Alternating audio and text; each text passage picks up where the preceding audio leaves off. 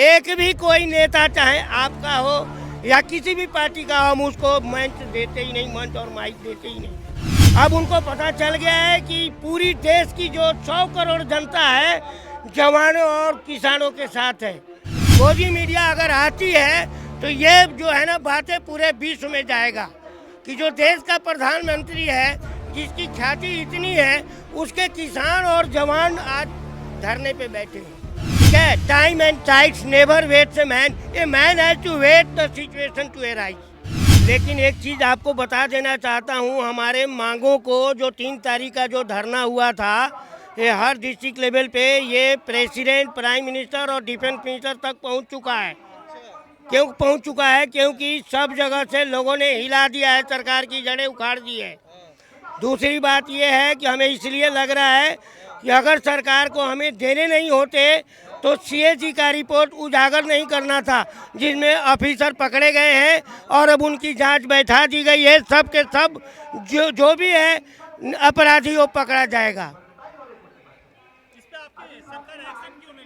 Action लेगी sir, सरकार देखना चाहती है, क्योंकि हमारे पहले जो पूर्व सैनिक थे जिनका प्रतिनिधित्व लेफ्टिनेंट जनरल सतबीर सिंह और ये जो दूसरे लोग करते थे, ये लोग कांग्रेस के कट्टर साथी थे, इसलिए अपने हर प्रदर्शन में उनके नेताओं को लेके करते थे।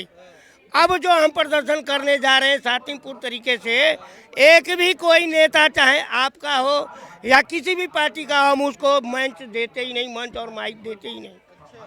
ठीक है, कोई किसी को कोई आना भी चाहता है तो हम भगा दे रहे हैं, पहले ही मना कर दे रहे हैं, तो अपनी बेइज्जती क्यों सहेगा? हम नेतागिरी नहीं चाहते, हम चाहते हैं कि हमारी दर्द भरी आवाज़, हमारे आवाज़ को माननीय प्रधानमंत्री, जो पूरे विश्व का ईश्वर कहा जाता है, वो अपने कानों से सुने और उसका यथाशीघ्र निदान करें। 2 महीने से तो सुना नहीं। करेंगे वो देखना चाहते हैं कि कौन कौन किसके फेवर में है। अब उनको पता चल गया है कि पूरी देश की जो 100 करोड़ जनता है जवानों और किसानों के साथ है, क्योंकि हम ही किसान के बेटे हैं, हम किसानी करते हैं। हम चांद की रोशनी में पड़े हुए बालक हैं, जो एयरफोर्स में मध्य प्रदेश ग्रुप से आया हूँ। बिहार से हम नहीं आए हैं, बिहार के रहते हुए भी हमने मध्य प्रदेश में स्टडी किया, PG कॉलेज शहडोल में पढ़ते थे और वहीं से एयरफोर्स का फार्म भर के हम एयरफोर्स में घुसे।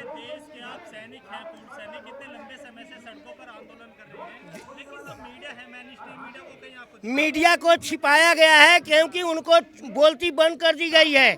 अगर देखिए ऐसा है, मैं सरकार का खिलाफ नहीं बोलूँगा, गोदी मीडिया अगर आती है तो ये जो है ना बातें पूरे विश्व में जाएगा कि जो देश का प्रधानमंत्री है, जिसकी ख्याति इतनी है, उसके किसान और जवान आज धरने पे बैठे हैं। ये शर्म की बात है। दबाव में काम कर रही है तभी तो। अब ये मैं क्यों बोलूं? देखो, ये तो किसी के, हर आदमी का अपना अपना स्वतंत्र है। ठीक है, अब वो नहीं चाहता है तो इसलिए हमने भी पूरे 100 करोड़ लोगों को बता दिया कि उनको कोई देखे नहीं। जैसे आज तक, आर बार सुन लो पहले, जी न्यूज़, आज तक या जो भी गोदी मीडिया के जो न्यूज़ है, वो केवल समाचार मेन सुन करके बाकी बंद कर दे रहा है। उनकी कोई भी प्रचार नहीं हो रही है, उनको TRP कम हो गई है, इसलिए वो मालूम है उनको।